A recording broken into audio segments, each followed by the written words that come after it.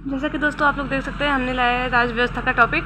तो राज्य व्यवस्था के पूरे टॉपिक को, पूरे राज्य व्यवस्था के परिचय को हमने शॉर्ट वीडियो में डाल रखा है, तो आप वहाँ पे राज्य व्यवस्था के पूरे टॉपिक को देख सकते हैं। ठीक है, तो अगर हमें राज्य व्यवस्था पढ़ना, तो पहले हमें ये पता होना चाहिए कि राज्य व्यवस्था है क्या।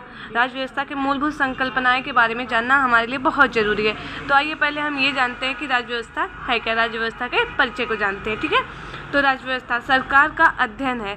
सरकार जो होती है, हमारा जो सरकार है, वो किस तरीके से कार्य करता है, किस तरीके से कार्य नहीं करता है, उस सरकार के बारे में जानना जरूरी है। तो राज्य व्यवस्था हो गया सरकार का अध्ययन। और फिर राजनीतिक जो है, ये राज्य के गतिविधियों का अध्ययन, मतलब कि राज्य किस तरीके से कार्य करता है, हमारा राज्य में जो सरकार है वो किस तरीके से कार्य करते हैं, उनके बारे में जानना, यही है राजनीतिक।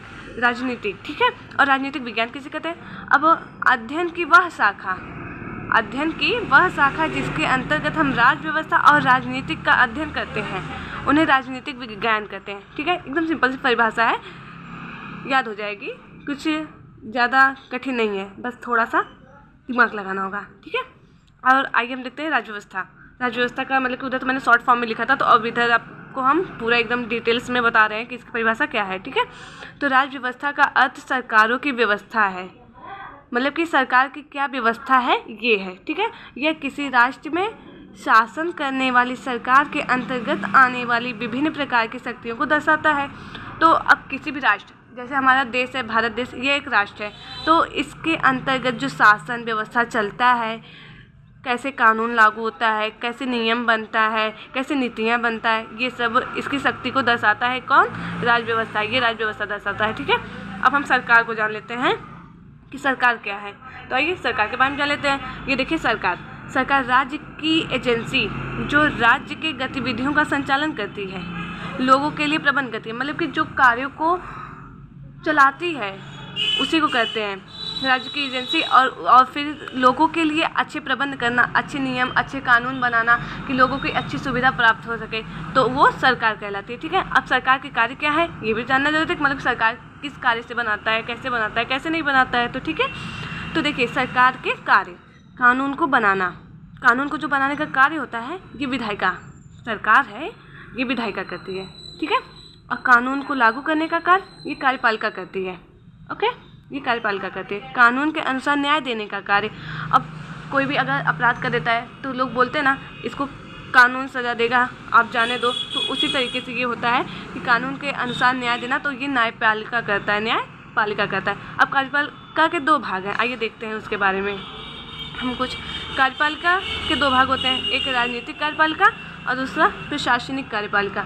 तो हम इसके बारे में आइए जानते हैं, राजनीतिक कार्यपालिका के बारे में और प्रशासनिक कार्यपालिका के बारे में, कि इसके अंतर्गत क्या होता है, क्या कैसे होता है ये चीज़। ठीक है,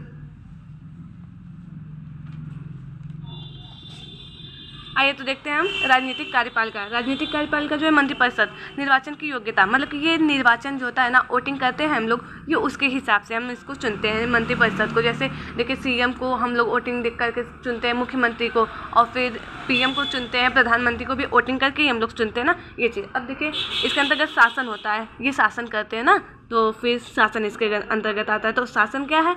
यह सरकार की गतिविधि है, मतलब कि ये सरकार का कार्य है।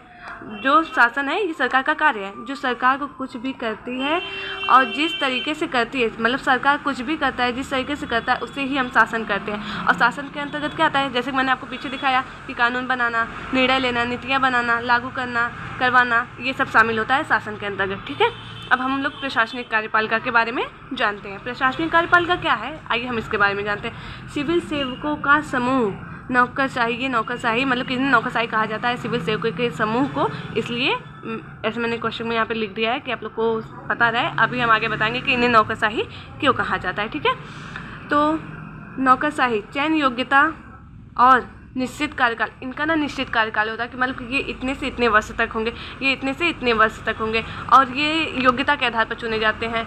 ये परीक्षाएं पास करते हैं, जैसे यूपीएससी द्वारा, दरअसल ये यूपीएससी द्वारा ही चुने जाते हैं। अब परीक्षा देते हैं, उसके माध्यम से जो निकलता है, जिसकी योग्यता होती है उसको चुना जाता है प्रशासनिक कार्यपालिका में। तो ये प्रशासनिक कार्यपालिका में प्रशासन होता है।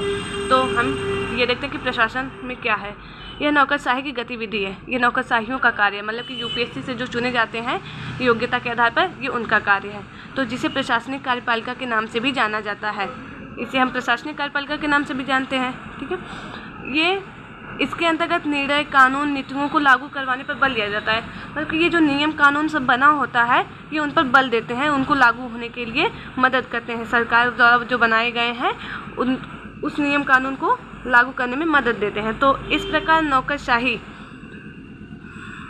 नौकरशाही सरकार की कार्यकारी अंग हाथ पैर है। मतलब कि इस प्रकार, क्योंकि सभी के जो इंसान होते हैं उनके तो हाथ पैर ही काम करते हैं, हाथ काम करते हैं, पैर चलते हैं, तो फिर एक इंसान एक जगह से दूसरी जगह जाता है। उस प्रकार ये भी वही कार्य करते हैं, सरकार के जो द्वारा बनाए गए कानून है, नियम है, ये उनको लागू करवाते हैं। इस प्रकार इन्हें सरकार का हाथ पैर कहा गया है। ठीक है, और शासन सरकार की नीतियों को लागू करवाने से संबंधित अंग है। देखा, मैंने आपको बताया ना, ये सरकार के शासन, जो शासन किया है, उन्होंने शासन करते वक्त जो नियम कानून बनाते हैं उन्हीं को ये लागू करवाने से संबंधित है, उन्हीं की मदद करते हैं। ठीक है दोस्तों, आगे हम राज्य व्यवस्था के और भी टॉपिक्स लेकर आएंगे।